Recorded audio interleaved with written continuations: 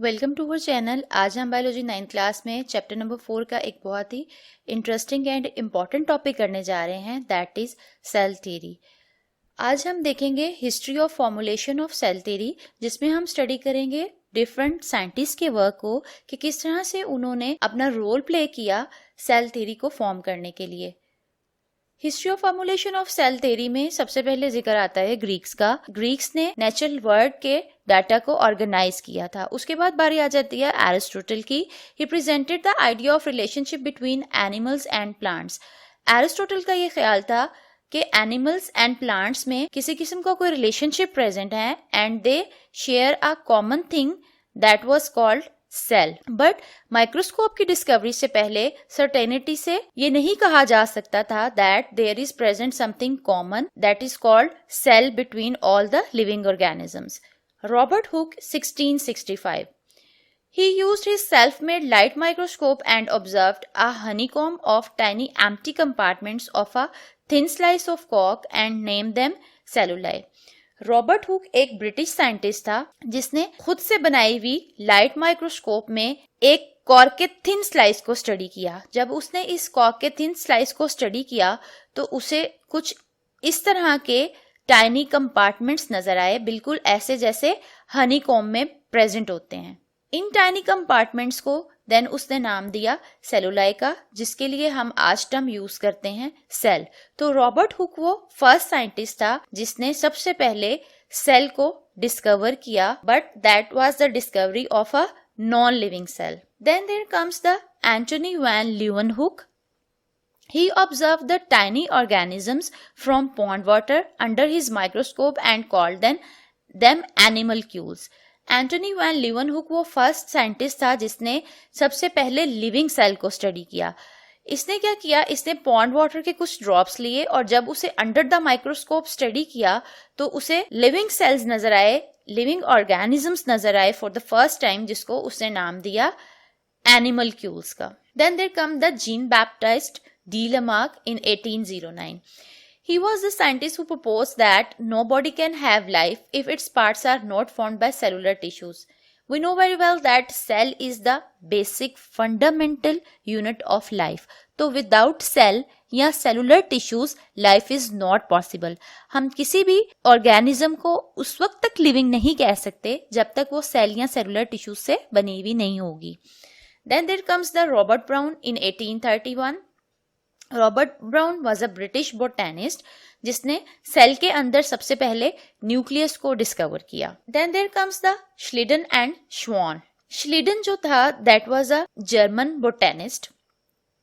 इसने plant tissue को detail से स्टडी किया and Schwann was a German zoologist जिसने एनिमल टिश्यूज को स्टडी किया। M Schleiden in 1838 studied the plant tissues and made the first statement of cell theory।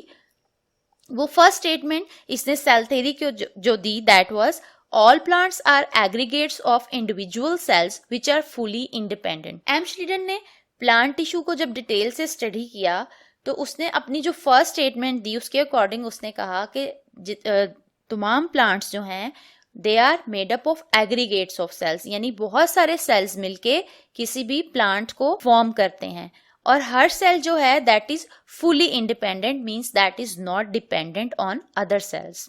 Then there came the T Schwann. T Schwann in 1839 reported that all animal tissues are made up of cell।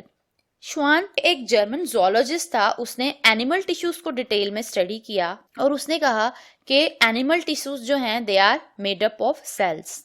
Rudolf Virchow 1855। Rudolf Virchow ने 1855 में एक बहुत ही important theory पेश की that was omni सेलुला ई सेलुला। इस theory के according all living cells arise from pre existing cells, means जितने भी लिविंग सेल्स हैं वो पहले से मौजूद सेल से ही अराइज करते हैं, जिसको लुई पैस्टर ने 1862 में एक्सपेरिमेंटली प्रूव किया कि that idea was correct. Let's see the features of cell theory। Schleiden and Schwann were the scientists who present the cell theory। According to the modern cell theory, हम इसको under these postulates study करते हैं। Number 1, all organisms are composed of one or more cells। जितने भी organisms हैं वो अगर unicellular हैं तो ऑफ कोर्स वन सेल से बने हैं, और अगर मल्टी सेलुलर हैं then they are made up of more than one cells. Cells are basic unit of organisation of all organisms. जितने भी लिविंग ऑर्गेनिजम्स हैं उनकी ऑर्गेनाइजेशन में जो बेसिक यूनिट है दैट इज सेल। ये ऑर्गेनाइजेशन सेल से स्टार्ट होती है और ऑर्गेनिज्म पे खत्म होती है। मींस सेल्स मिलकर टिश्यूज को फॉर्म करते हैं, टिश्यूज मिलके ऑर्गन सिस्टम बनाते हैं, and finally there comes the organism. Cells arise only by division in previously existing cells. जितने भी लिविंग सेल्स हैं वो पहले से मौजूद सेल्स में डिवीजन होने की वजह से अराइज करते हैं या बनते हैं। Let's see the timeline of the history of formulation of cell theory। हम एक फ्लो चार्ट की शक्ल में ओवरऑल जितने भी साइंटिस्ट हैं उन सबके वर्क को देखते हैं, टाइमलाइन को देखते हैं। फर्स्ट ऑफ ऑल ज़ेकेरियस जैनसन इन 1590 जिसने सबसे पहले माइक्रोस्कोप को इन्वेंट किया था। Then there comes on second number the Robert Hooke in 1665 who discovered the cell। But ये जो सेल था that was non living।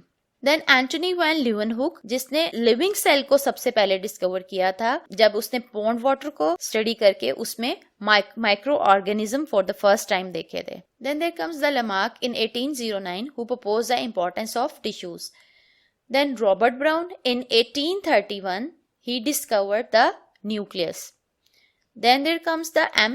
Schleiden in 1838 who studied the plant tissues, and then there comes the Schwann in 1839 who studied the animal tissues.